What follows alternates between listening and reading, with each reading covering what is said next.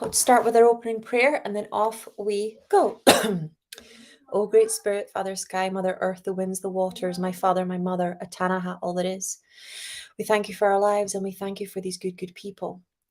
We thank you for all that we are and all that we are to become. We dedicate our time spent together and our relationships with one another to you. We ask that our suffering be ended and our pain be lifted to the love and to the peace that lay beyond. Aho, Amen, Namaste. Okay, let me just see everyone who's here. Hi, Monica. Hi, Vanessa. Hi, Aisha.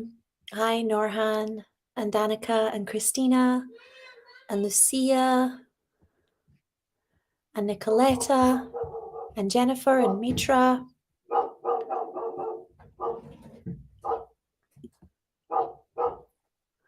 Okay, so first question is from Bruna. She's saying, hi, Sky. I'm about to be officially diagnosed with autism, level 1 of support, and I've been struggling so much to fit into society in relation to work since I've graduated and to find myself. Can you please channel a message for me? Thank you. I think my son is coming in playing peekaboo with us. Cha-Cha? Are you there? He's gone shy. Okay, let's get our message for Bruna.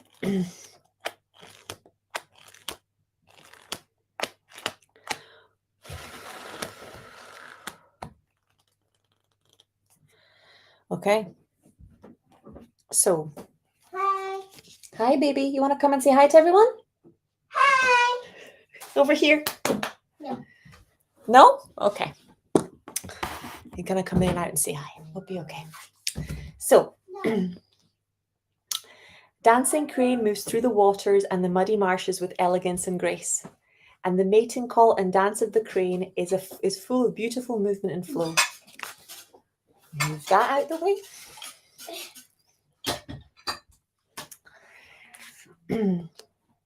There are times when the astral waters of our emotional life become so stagnant and will benefit from the healing movement, grace, and beauty of the dancing crane. Hi!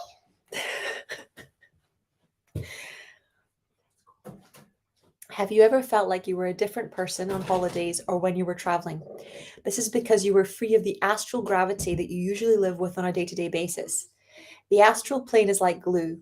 When we put enough energy of habit into thoughts, emotions, and beliefs and stories from our past that condition how we interpret current life experiences, we can get stuck in astral gravity, unable to let go of the ways of thinking and reacting, even if we really wish to do so. We can create sticky astral thoughts and beliefs that attach to houses, places, and people. When we are in a different environment, we often have a chance to create fresh habits and beliefs, which is why a holiday or travel can be so refreshing and inspiring. Sometimes, however, that is not practical, and we need healing to break through the muddy stagnation of old thoughts and beliefs. As we grow spiritually, we can outgrow our astral conditioning, just like shifting mud out of water so we can move more freely and gracefully like the dancing crane.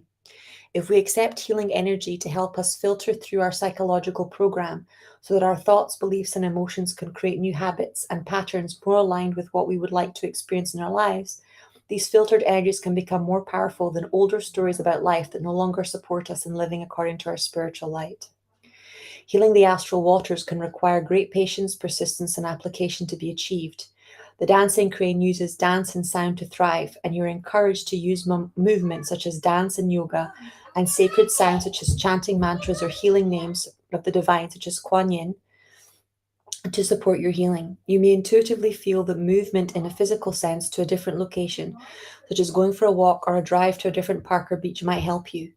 If you've been feeling that you need to move to a different location, change situations in life, or connect with new groups of people with whom you feel more inspiration, then this oracle is confirming this intuition and encouraging you to embrace those changes in your life. So the guidance that I'm getting is that simultaneously that it's going to bring ease to you and a witnessing to you and a feeling of being seen for the first time in your life, this diagnosis. And at the same time, it has the power to put you in a box and to potentially get you to see yourself as not enough or not the same or different than everybody else.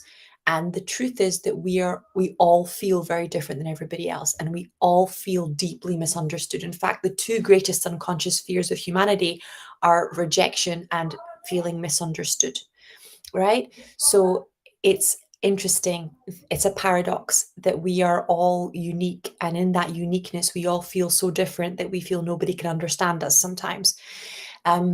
So the angels are saying to receive. It's a moment of great healing for you to understand that you're part of a collective consciousness, to understand this shadow aspect of you that's been unseen and unheld and unvoiced for so long. And it's also like the autistic part is also it is an incredibly beautiful part. It's exactly like dyslexia in that I say this as somebody who is neurodivergent, somebody who is dyslexic and dysgraphic. It is also an incredibly beautiful part of you. It's how you think and feel differently or uniquely, but it also represents a container that you've been in inside your mind and inside your body that you may not have been able to process or recognize. So let's just take a minute to bring in all this healing for your inner child and for you as you step into this space of validation and recognition and receiving support as you accept your authentic self, your whole self, and no longer have to hide. And at the same time, bring in this energy of simultaneously grieving all the years that you've been unseen and celebrating that everything is going to change for the better now, that you're going to have more support, that you're going to have more solutions, that you're going to have more, connections with people who are like you and resonate with you and have been on a similar life path and soul path to you, and that you're about to discover so many more spiritual gifts. There we go. Okay.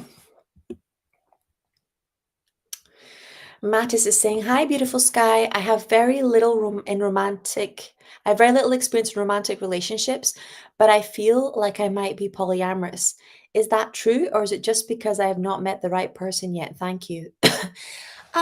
In my experience, polyamory is a gene. So you're either polyamorous or you're monogamous, genetically speaking, but people can inspire you.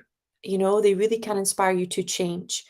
Um, but I think as a rule, I tell my clients to pair bond or to mate match with somebody who's the same as them, because polyamorous people can feel very restricted in traditional monogamous relationships, and monogamous people can feel very betrayed in polyamorous relationships. So, or like they're being abused or being forced to be fake or do things that they don't want to do with people they don't want to do it with. So if you're going to settle down with somebody and you're polyamorous, it's a good idea for them to be polyamorous too. If you're monogamous like I am, you need to find somebody else who's got that genetic and that deep love for it as well, because otherwise it's a fundamental incompatibility. Basically, it's kind of like if your partner loves to smoke and you're a health freak, they're an alcoholic and you're like really into green juicing. There's some fundamental um, lack of compatibility there. So there's nothing wrong with being polyamorous and there's nothing wrong with being monogamous. What's wrong is when you make your partner feel not enough for being who they authentically are. Okay. So let's just take a minute to send you lots of unconditional love and angelic healing.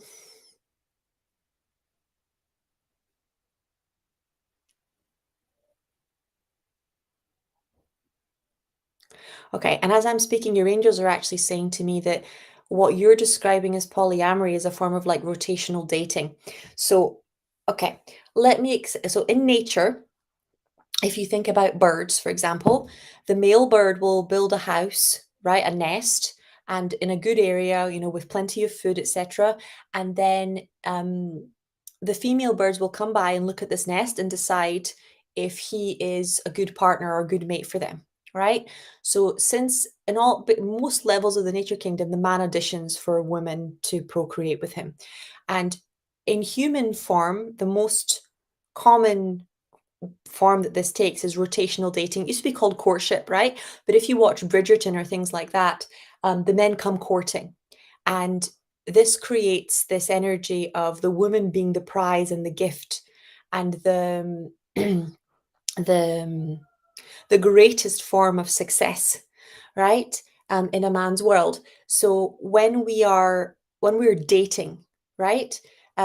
You are not in a committed relationship. You're not married. There's no ring on your finger. No one's claimed you. If you look at like the form at the doctor's office, it says single or married. It doesn't say single, boyfriend, girlfriend, married.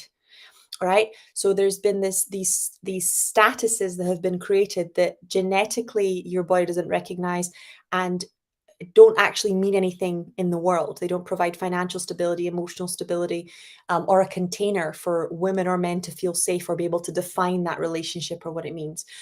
So when you are dating, it's not polyamorous to be dating multiple people at once, as long as everybody involved knows that you are dating until you get a proposal or you are dating until um, you get a serious commitment or an engagement ring.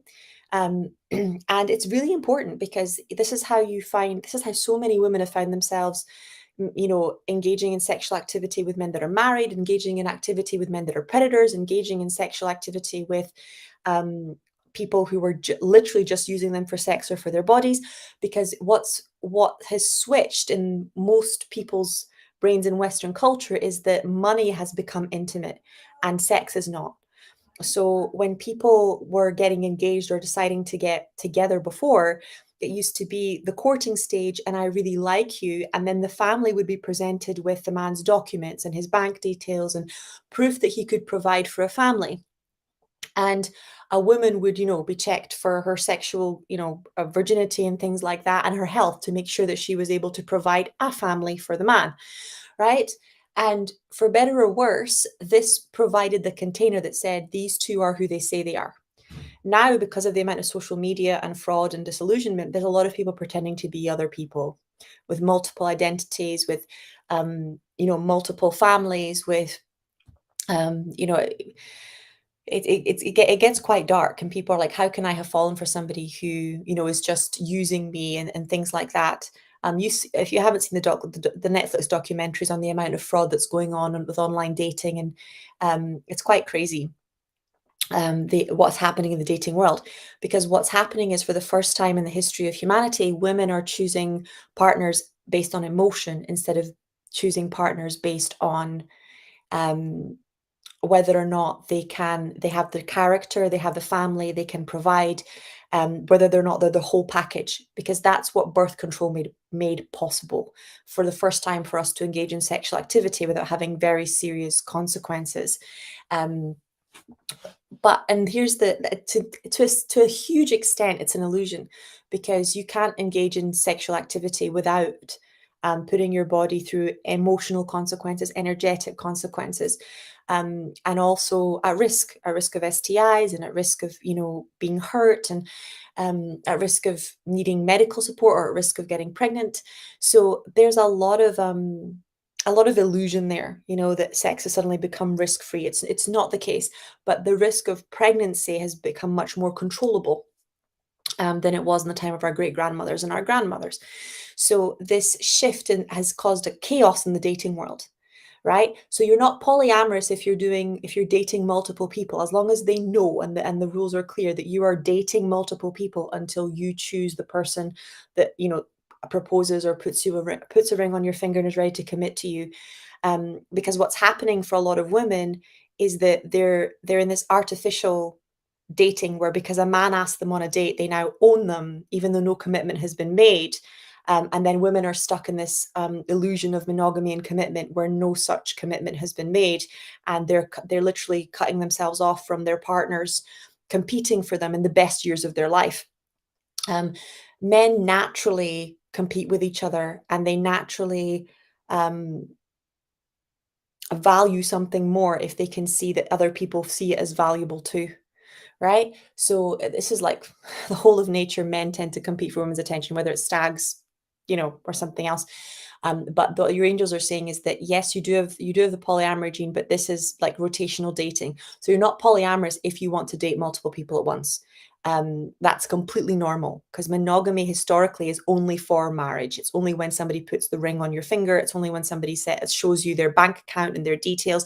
And anybody that isn't willing to do that, A, they're not for you, especially if you want a long-term committed family relationship. And B, there's nothing more intimate than being in bed with somebody. Nothing. They're inside your body. They are sharing DNA with you. They are completely changing your energetic frequency. So if money is too intimate to talk about, then that's not the right person for you. You should be able to talk about everything before you hit the bedroom. Okay. And honestly and openly with proof of where they are and where you are. If you're looking at dating in the new consciousness, dating in a safe way, dating in a way that allows you to be open to all the opportunities that the universe is giving you. As a woman, you should not be monogamous with a guy until he has made a commitment to you. Otherwise, you are literally cutting yourself off before he's made a commitment, which not only makes him a lot less likely to make a commitment, but it stops you from really knowing what's available and out there. And so many young women are falling into this. So many older women are falling into this. And that's how they get stuck with really nasty men because they've got nothing to compare it to. They just went with the first man that came along because they were told if they did rotational dating, they were polyamorous, or they were cheating, or they were slut. Historically speaking, your great grandmother would have had suitors. They would have come, they would have dated. Notice I said date, not sleep with, right? They would have come and they would have dated, and then she would have chosen from a pool of people who were courting her. And that's how it's worked for hundreds and hundreds of years, like properly biblical level of hundreds of years. And her whole family would have had to check out this suitor and check out his family before, even if she said yes, there was a matrimonial match made, because they understood energy and character and lineage a lot better than we do, right? They understood that if you had abuse in the family, the chances are the child could carry that trauma and carry those genes and recreate it. And they didn't put it in the same words as we do now that we understand the scientific side, but they had very strong spiritual words for those characters and the virtues and the family values. So it wasn't just about, like, people act like choosing bloodlines was about being Aryan and about just controlling money. It was not. It was also about protecting children and controlling the traits that were going to be magnetized in the future. Because if you are with somebody who is abusive and toxic and hurtful, then your kids are getting programmed with that from the womb, right? And genes run together. Things like narcissism, alcoholism, run together. So genes run in packs. And having to heal this stuff is a lot harder than choosing from a place of wholeness. Okay, so let's just take a minute to clear this energy of, from shaming women for having the right to choose a partner and for having courters, and of, any kind of energy of trying to control the woman's right to choose her long-term partner and who she enters into a committed relationship with, and any illusions as to what a committed relationship is, right? The fake statuses that have been created to convince women that they're safe engaging in sexual activity or emotional intimacy and spiritual connection when they're not. Because those words don't provide any protection. There we go.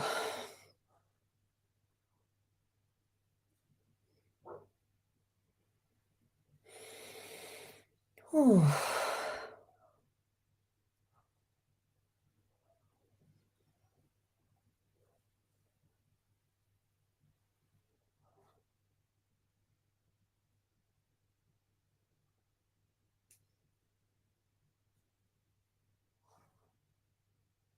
Okay, that's clearing up super nicely.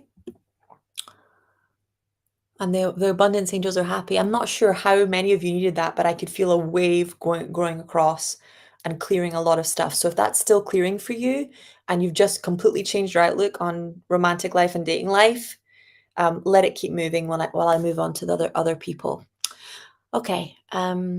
Mitra saying, Dear Sky, I feel a little confused regarding your last advice.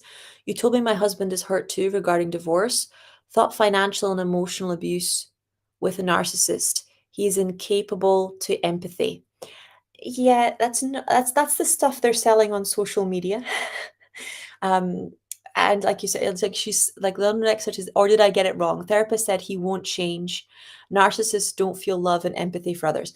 So for starters, unless he's actually been diagnosed as a narcissist, you're just taking your therapist's word for a lot of stuff. Secondly, most therapists don't specialize in narcissism, and social media does not constitute a proper education. Narcissism is on a spectrum, just like autism, just like dyslexia. So there are narcissists that are a lot more capable of feeling empathy and love. Whereas what your therapist is describing as a psychopath or a sociopath, where they're not able to feel any empathy or love, narcissists are able to feel love and empathy, normally for their closest family members. It's very often, especially it shows up for their kids or for their um, like clients or people that they work with, where they can control the relationship because they don't feel safe. And yeah, the narcissists, like the narcissistic rage comes from somewhere. Yeah, and it comes from great pain. So they are very much able to experience hurt and pain and be a narcissist. So your husband during the divorce exit can be a narcissist and still experience empathy and love. It doesn't mean it's safe for you to be in a relationship with them. Love without trust and respect, it will destroy you from the inside out. Okay, love is not enough to make a relationship work. So somebody can be very narcissistic or have someone can have narcissistic aspects of their personality that are very strong without even falling into the narcissist scale, even on like assessments that you do properly. um someone doesn't have to be a narcissist to be bad for you, to be toxic, right? But that what your therapist said is completely incorrect. Narcissism is on a spectrum. It would have to be diagnosed for you to know where on the spectrum it is, and whether and how much your ex-husband is capable of empathy and self-awareness um, and various different things. But they do have feelings, they do care, they do have emotions. It just all comes out as rage. It just all comes out as control. But they're not. They're humans. Okay, this idea that narcissists aren't humans or psychopaths aren't humans, or it's not true. um they're very much human, just like you are. It's just that they are not capable of the respect and the trust and a loving relationship, right? But they do feel hurt, they do have pain. That's actually what turned them into narcissists in the first place. The trauma is what creates the narcissism, just like the trauma is what creates the addiction. Okay, so there's no confusion, except for your therapist that needs to go and do some deeper research on narcissism. Okay.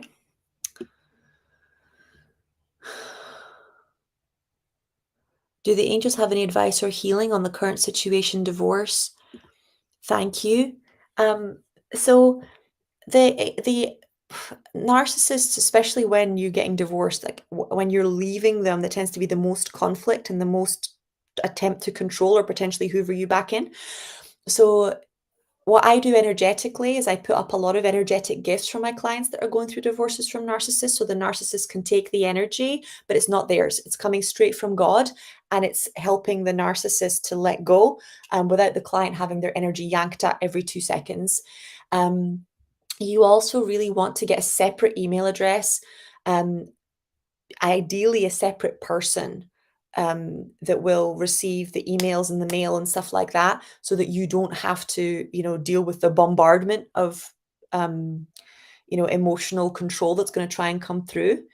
And you also want to get yourself a lawyer that specializes in high conflict divorce, because when it comes to dealing with somebody that's got this kind of soul injury, it's about control and domination and causing you pain, versus it being about the resolution or the kids or what's fair. So you want to be with a lawyer that specializes in this kind of abuse, and is ready to deal with high conflict. And you also want to make sure that your lawyer isn't responding to every letter that they send, because that can rack up your bills very quickly. And most of the letters that they send have no legal anything. It's just designed to rack up the legal bills and leave you in trouble later. So really choose somebody that understands high conflict and let them know not to answer every letter or email, to only, to pass them over to you or to the person that you've asked to have a look at them for you. And you can literally only choose the ones that have any actual legal stuff to let your lawyer have a look at. But the energy from the angels is just keep that wall there and stay very grounded, stay very balanced. What they're doing is about their pain and not about you. Okay, what they're doing is about their pain and not about you. Okay, and if you guys want to do, I've got some really interesting stuff on this on my Healing Men, or it's called Healing Him Masterclass that we did 3 or 4 weeks ago.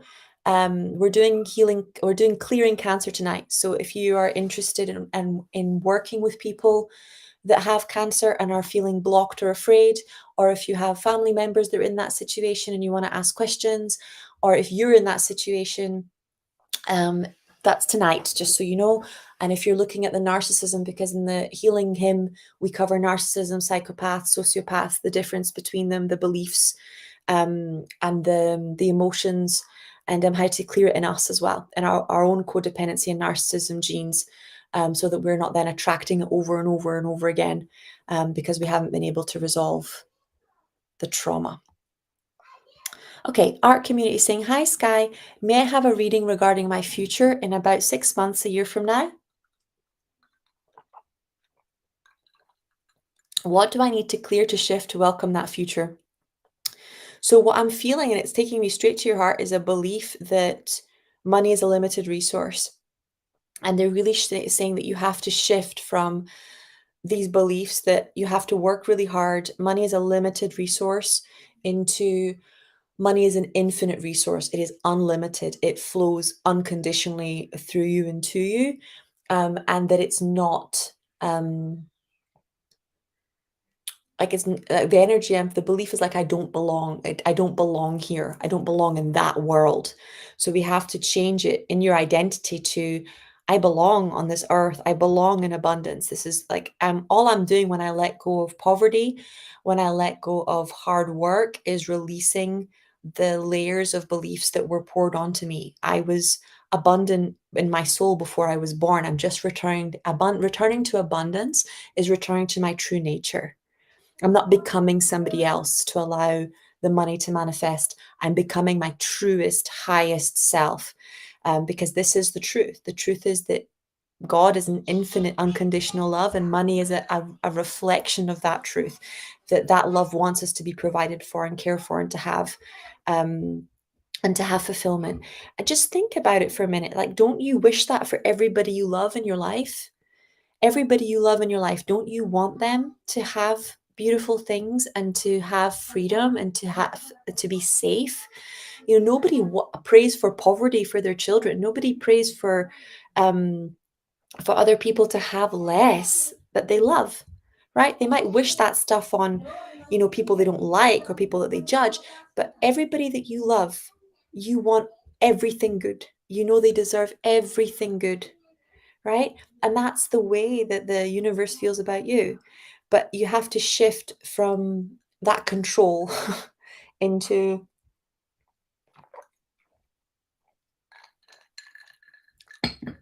it's safe. It's safe for money to be an infinite resource. It's safe for me to be that successful, to have those things, and that I deserve it. Oh, I'm feeling the abundance angels coming in. So everybody that's having that problem at the moment, that's like white knuckling money, let's just bring in the abundance angels, Archangel Shamuel, Archangel Metatron, and just breathe and allow that to clear.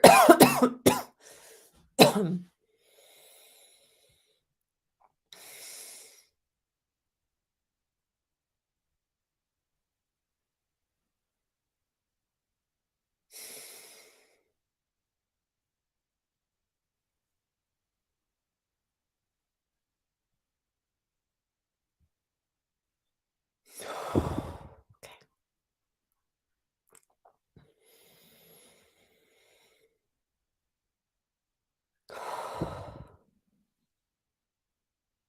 Okay.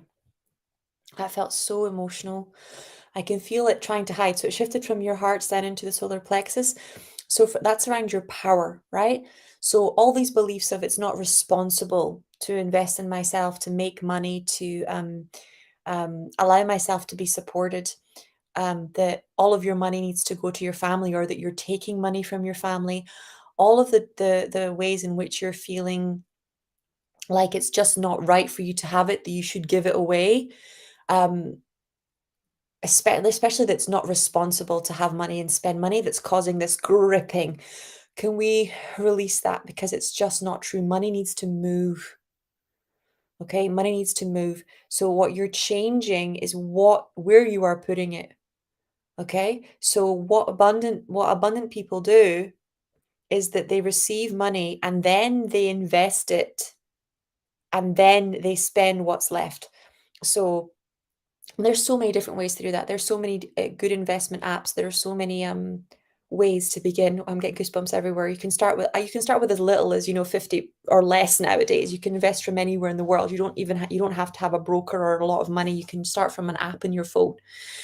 But it's this energy of investing, and that can be investing in actual like stocks, bonds, shares, mutual index funds, or it can be investing in your education. It can be investing in your support. So let's say you want to become a healer and you need 1 day a week, and that 1 day a week has been taken up by cleaning the house. So you hire the cleaner so you can then do your healing sessions.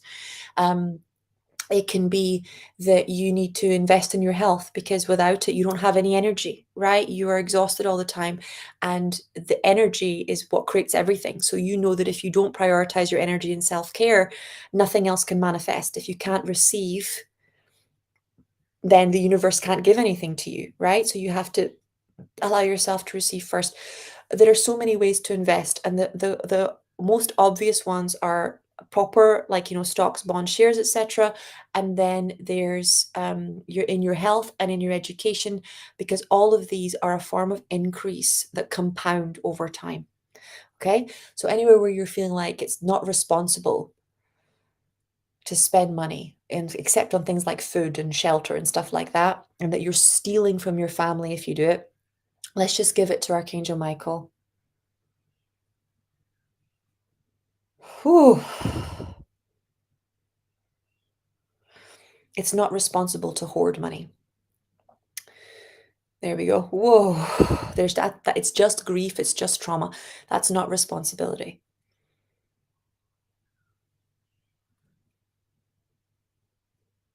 Ooh.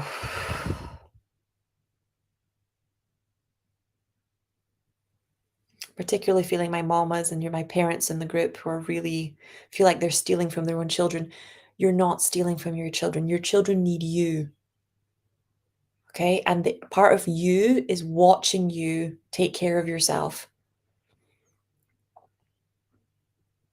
It's teaching them long term gain. It's teaching them the meaning of true abundance instead of instant gratification. There we go.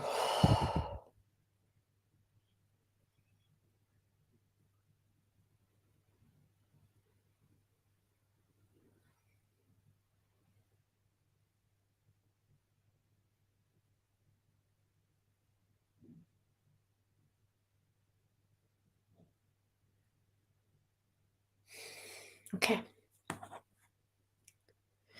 Okay, Jen is saying, hi, lovely. I'm looking into expanding my real estate portfolio and hoping the angels have some guidance on where might be best. My current city, out of state, or international. Thank you so much. Before I even finished your question, I kept seeing international. I kept seeing you investing in places like Morocco and Egypt and Dubai. And I really kept seeing international and this real excitement. There's really excitement coming through. Um, it's like this really deep excitement coming through at the opportunities that were unfolding. But they're really saying international, and there's um, it's like the back of the heart is closed and the front is open. So let's just take a minute to open up the energy of I know what it feels like to be supported as I move into an international space of investment. I'm aware that for a lot of you listening, guys, there are some of you that are at the very beginning of your business journey, and there are some of you that are, have invested millions and hundreds of thousands. So I'm dealing with the full spectrum here. There we go. So if this is not for you, just leave it. If it is for you, just say yes. Whoa, I'm just going to open up your back, the back of that heart chakra, so that you can receive support on an international level. Because all this imposter syndrome stuff is coming through of, I can't, I'm not qualified, I'm not ready, it's too much work, blah, blah, blah. So we're just going to start clearing it.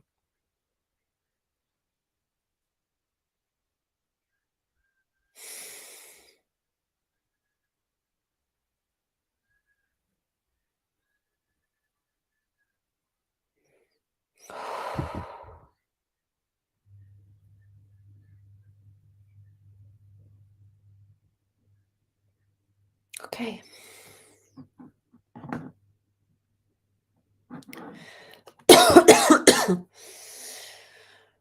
Oh, Aisha's saying, hi, Sky. Can I have a reading on my ability to receive love, help, and support?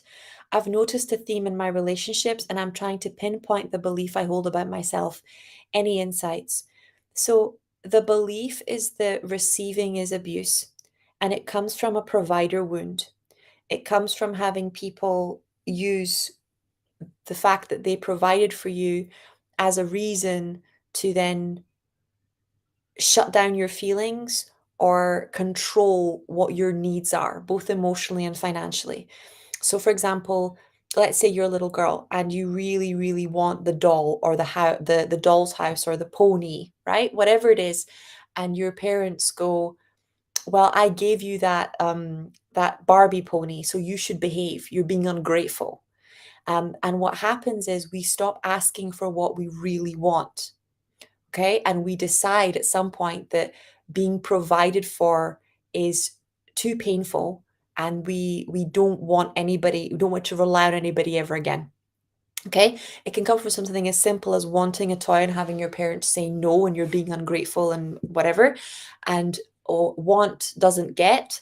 And the other one that can come is more toxic things. So, like domestic violence, where you watched your mom being controlled financially and your father decide what dress she could have or she couldn't have, what food you could buy and she couldn't buy. Or you watched, your grandparents controlling your parents financially, and you made a decision that it was just too dangerous to be provided for, to rely on anybody.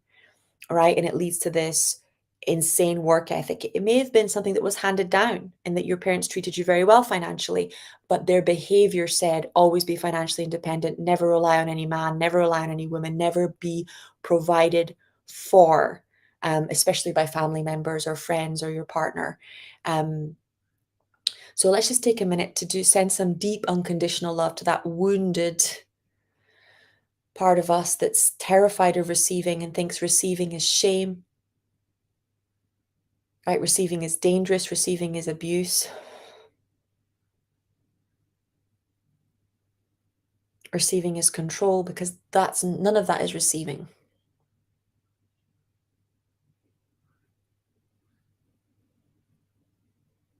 Receiving is when you ask your mum or your dad for the doll's house and they say it is a beautiful doll's house. Yes, of course you can have it, but we're going to have to find a way. Right? It's let mum and dad think about it, or we can go home and think together about what we can do. Right? So that we can afford the doll's house, or so that we can afford the pony, or so that it's this energy of yes and instead of no and shame. Right? That's what abundance looks like. That's what receiving looks like. And if it was a yes, it's like, yes, of course you can have the doll's house. We have more than enough money, for that kind of thing. It's this energy of being able to ask and receive with no shame, whether it's receiving a yes and what you asked for, or whether it's receiving a yes and we need to figure out how this is going to happen. But it's this energy of, when you ask, you deserve it, and there's a way, right? As opposed to, there's something wrong with you for wanting, there's something wrong with you for asking, there's something wrong with you for receiving, therefore making it dangerous for you to receive. So breathe. And I can feel the grudges in your kidneys coming up, and some of you are like really gripping, white knuckling but it's greedy and it makes other people feel bad and it spoils you. Receiving is not greed, right? Greed, it comes from a belief that there's not enough for everybody, that you deserve more than everybody else, okay? And a deep fear that your needs won't be met, right? This is not greed. Receiving is the capacity to ask for what you want, know you deserve it, and that there's always a way of receiving it or getting it. And that God is that ultimate way, not your parent, not your aunt, not your uncle, right? There we go. That's moving now.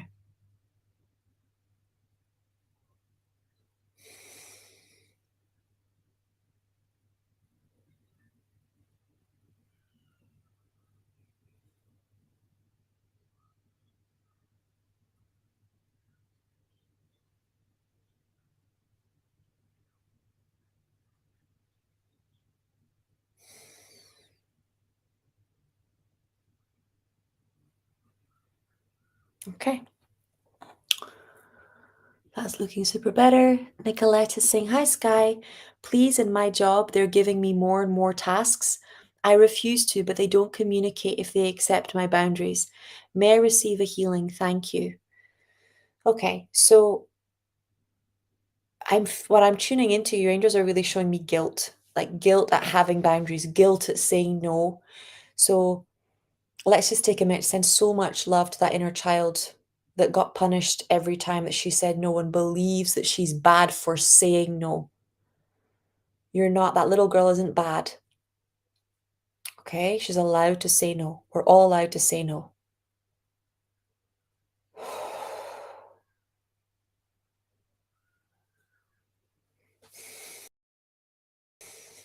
Okay.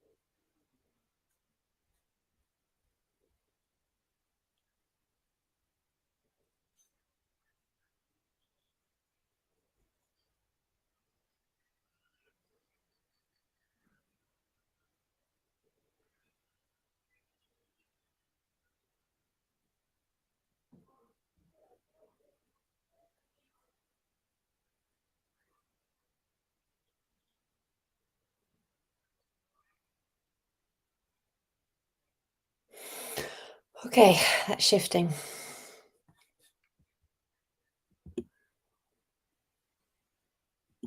Okay, Vanda's saying, "Hey Sky, I live actually with my parents. When I arrive home around 1 p.m. in the morning because I meet with my partner, they say me and my partner are the cause of my mother's sleeplessness. Can I ask for healing?" um, my love, it's time for you to move. Okay? It's time for you to move. And this is part of what we were discussing with choosing partners that can support us and sustain us. You know, you're at a season in your life where you shouldn't be going out, sneaking out of your parents' house to be intimate with your partner. You're at a season of your life where your partner should be able to provide a home for you, you know, and if they're not at that level, then they can't afford you. Okay. But your poor parents, you know, um, it's hard watching your kids be sexual beings just like it is for us. If your parents were making love all the time in your house, you would feel uncomfortable. So of course they worry. They don't know where you are, they don't know who you're with, they don't know if you're coming home. um it's this is normal parent stuff, but this is about shifting your abundance so that you can you know fly the coop. There we go. This belief that you're not able to do it, we're going to have to release that. The blaming it on the government, on the culture, on all that stuff. I'm not saying it's not real. I'm just saying it isn't going to get any easier. So you need to make a way. You need to let God make a way for your abundance to come in.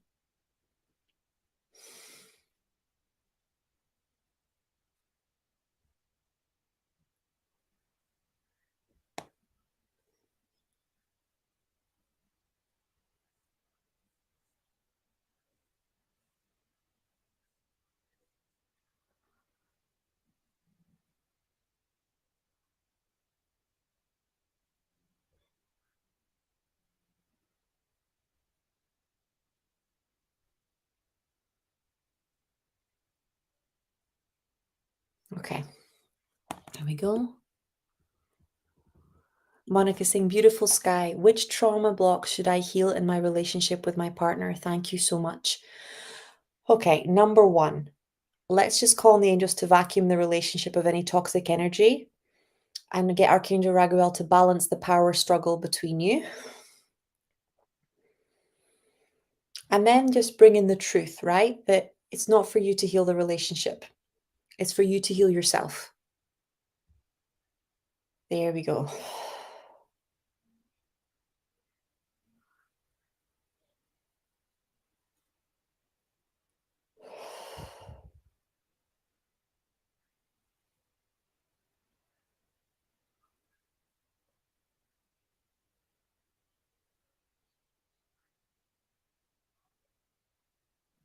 Oh.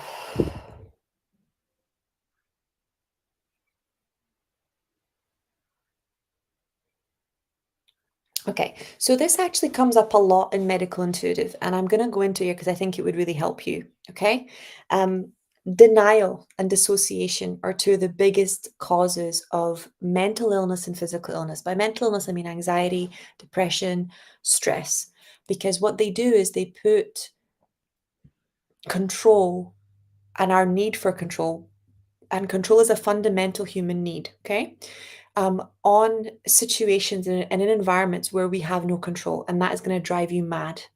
Okay, people, especially soulmates, have free will, and you frantically doing healing to try and control the outcome of the relationship, to try and make them love you, you might be able to get away with that in your own mind, but on the spiritual plane, on energetic role, everybody can see everything. So you doing healings to try and get the person to love you or to control them into staying, or that is actually an act of manipulation and control. Okay, especially without the other person's consent, right?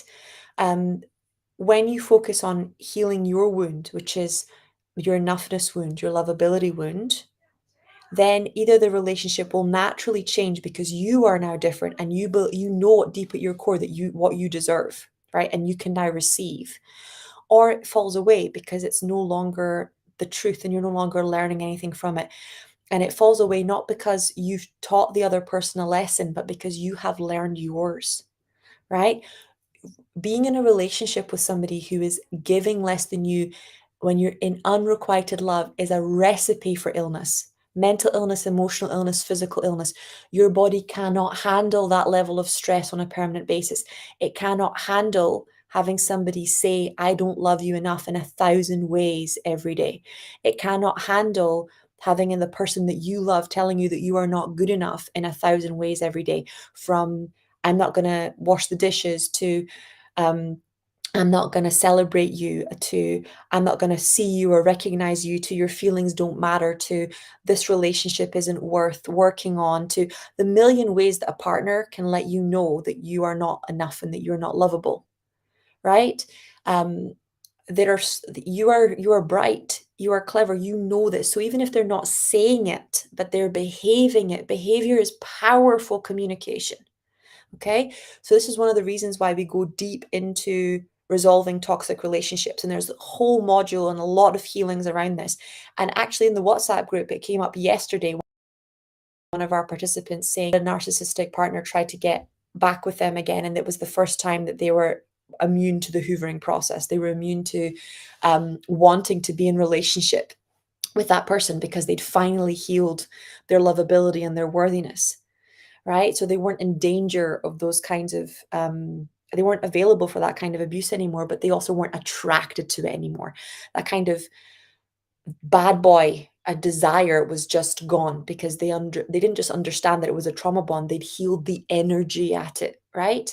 But it's such a huge cause of heart attacks, of cancer, of autoimmune conditions, of liver disease. Nobody can live in a relationship where they are not loved long term. Loneliness kills. Loneliness is more deadly than cigarettes. There are scientific studies to prove it. So please, please, please, please, please, right? The illusion that toxic relationships or unrequited love in relationships is a small deal, is a superficial thing, that if you just do enough healing, you can make someone love you. It's not true. If you heal your lovability wound, right, and your enoughness wound, you will find love. It will become available to you and from the world. But it doesn't mean that it will be from the person that you want it to be from. It doesn't mean that they're capable of that, right? So when you're doing healings to get a particular outcome from that comes straight from the level of fear, from the level of the ego, you have to shift into that divine perspective where you give the relationship to God and you focus on the wound that's being presented to you, and you have the wisdom to know that God is in charge and that relationship will either renew or release, and trust in the divine plan instead of trying to force a particular outcome. And that's actually part of the healing, because part of the lovability wound is understanding how horrific it is to be controlled by another human being, right? If you don't want to be with somebody, you should not be with somebody. It doesn't matter if that's spiritually enforced, financially enforced, emotionally enforced. It is not okay to violate someone's free will because you love them, right? It's not true love, it's control. So that's part of the lesson, is the giving it to God so that you can fully allow somebody else to be themselves. And it's an understanding that all you do when you try and fix or heal it, that's your codependency wound, that's your lovability wound, that's your enoughness stuff. The inability to see a person for who they are and let them be themselves and decide whether or not that is in alignment with your values and your truth and the way that you want to be loved, that is your remit. Controlling another person with healings doesn't work, actually never ever works. B creates a lot of nasty power struggles and karma and all sorts of stuff. And C makes you stop believing in God, makes you stop believing in healing, makes you stop believing in miracles, because you're misusing something. You're not supposed to use healing to control other people. You're meant to use healing to increase your connection with yourself, to increase your connection with God. You're not supposed to use healings to control. And I know it's not conscious, but that doesn't change that it's true. And if you want to understand more about that, you can read Course in Miracles. You can jump onto the Medical Intuitive Mastermind. But it's really important to understand that what you think you're doing and what you're actually doing can be very different things. And if you're healing from the point of trying to control your child, trying to control your partner, trying to control your parent, trying to control anybody, it's not going to work, because healing from the point of control is healing from a point of fear, and fear has no power, right? Fear is not love.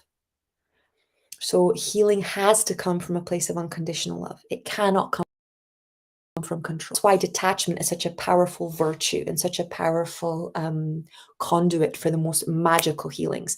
And it's why sometimes when you do a healing from a place of detachment, your whole family changes, or the relationship instantly changes, or because you got it. You got that everybody has free will. You got that you're lovable. You really understood that everybody needs to be loved, instead of doing it from a place of people need to be controlled because they don't understand the things that I understand because I'm more spiritual than them, right? Your spiritual superiority should not be running the healing. God should be running the healing. Unconditional love should be running the healing. And detachment is essential for that process. Okay, Timea is saying, "Hi Sky, can I receive a healing about my health? Thank you." My love, I'm immediately seeing that you're low on minerals and you're really like the adrenal fatigue is real. So, shellac, sea moss, fulvic minerals, um, what's the word? And working on receiving and resting, which has been a very strong theme throughout this series of angel readings, is really coming up very strong. It can take a few months to recover from the kind of burnout that you're facing, but it will stop it from becoming something more serious long term. It's definitely worth getting support from a proper qualified nutritionist. Um, it's really, really worth it. Okay. I'm going to stop here and do our closing prayer. I've been speaking to 3 of you this afternoon about Medical Intuitive, and I will see the rest of you tomorrow. O Great Spirit, Father Sky, Mother Earth, the winds, the waters, my Father, my Mother, Atanaha, all that is. We thank you for our lives and we thank you for these good, good people. We thank you for all that we are and all that we are. We dedicate our time spent together and our relationships with one another to you. We ask that our suffering be ended and our pain be lifted to the love and to the peace that lay beyond. Aho.